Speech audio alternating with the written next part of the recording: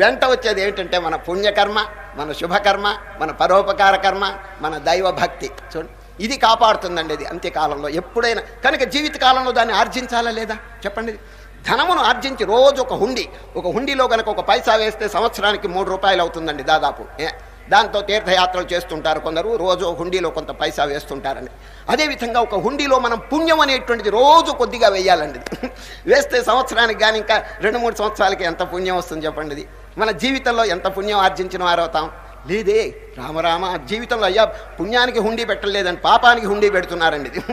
సరే, రోజు ఏదో పాడు కర్మ చేయటం, వాడిని తిట్టడం, వీడిని కొట్టడం, అపకారం చేయటం, అవినీతి, అధర్మం, దీంతో మునిగిపోతున్నదండి. ఆఖరికి అంత్యకాలంలో వాడి గతి ఏమవుతుంది చెప్పండి.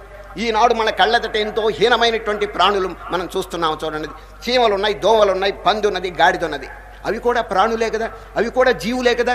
ఎందుకు వాటికి అంత బాధ, అంత